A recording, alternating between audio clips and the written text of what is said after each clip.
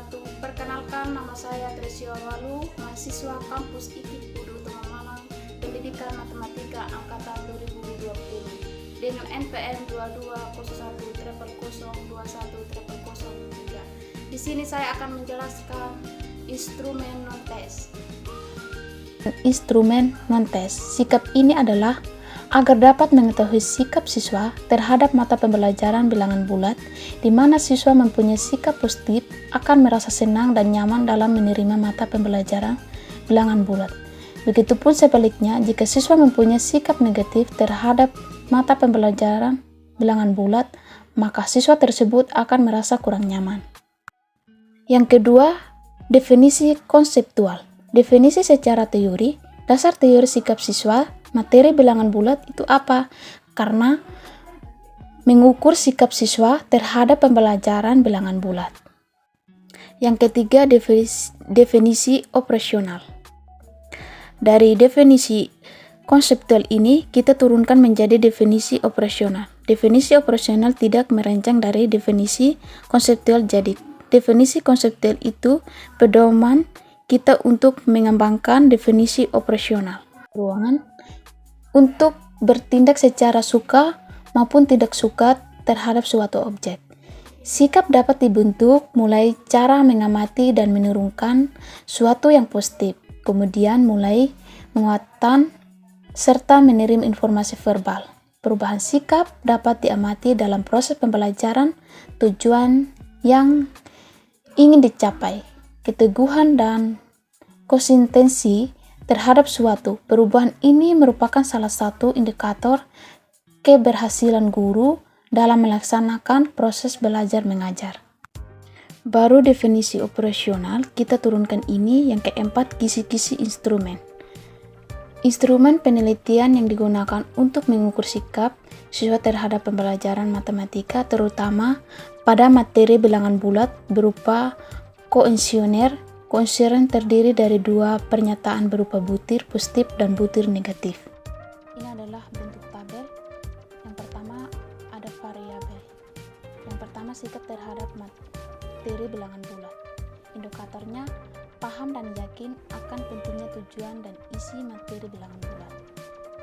Butir item ada positif dan negatif. Itu ada angka 1, 2, 4, 6. Negatifnya itu 3, 5. Jumlahnya itu 6. Yang kedua, kemauan untuk pembelajaran dan menerapkan materi bilangan bulat, yaitu ada beberapa angka, ada 8, 10, 11, 12, 7, 6. Jumlahnya itu 6. Yang ketiga, keseriusan dalam pembelajaran materi bilangan bulat, yaitu positifnya ada 13, 15, 16, negatifnya ada 14, 17, 18, jumlahnya ada 6, dan seterusnya.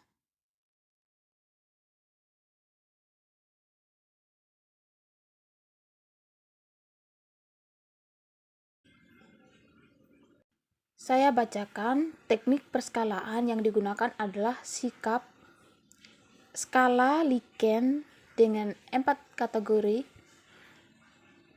Ini dipilih agar respon jelas dalam memilih jawaban. Skor tertinggi untuk setiap pertanyaan adalah 4 dan terendah 1. Yang keenam, penskoran. Ada 2 macam pertanyaan yang terdapat dalam kuesioner, yaitu positif dan negatif. Maka ada 2 macam perskoran seperti yang disajikan pada tabel berikut ini. Di sini ada pertanyaan positif dan pertanyaan negatif. Jawaban, skor SS sangat setuju yaitu 4, S setuju yaitu 3, tidak setuju yaitu 2, STS sangat tidak setuju yaitu 1.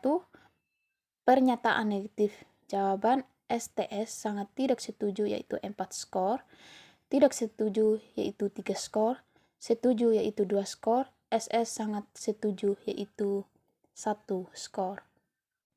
Yang ketujuh, pernyataan pada diri Anda. Keterangan yaitu ada SS sangat setuju, S setuju, TS tidak setuju, TS sangat tidak setuju.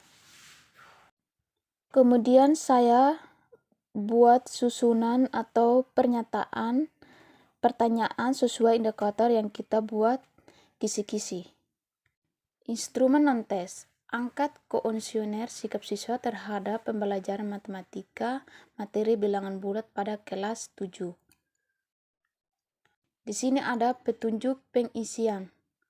Ada 5 langkah. Yang pertama, sebelum mengisi jawaban pertanyaan pada kuesioner berikut, tuliskan terlebih dahulu nama kelas dan nomor absen pada lembar kuesioner ini, dan seterusnya. Berikutnya adalah pernyataan.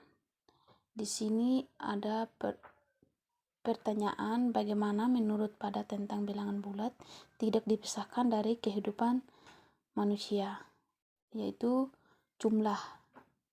SS sangat setuju, S setuju, tidak setuju, STS sangat tidak setuju.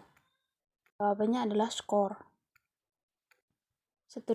Seterusnya, yang kedua, saya senang dengan pembelajaran matematika materi bilangan bulat karena saya mengetahuinya. Yang ketiga, materi bilangan bulat terasa sangat sulit bagi saya. Yang keempat, saya menyukai materi bilangan bulat karena jika saya tidak mengerti materi bilangan bulat, saya berusaha untuk pelajarinya karena saya tidak mengetahui tujuan pembelajaran materi tersebut, dan seterusnya.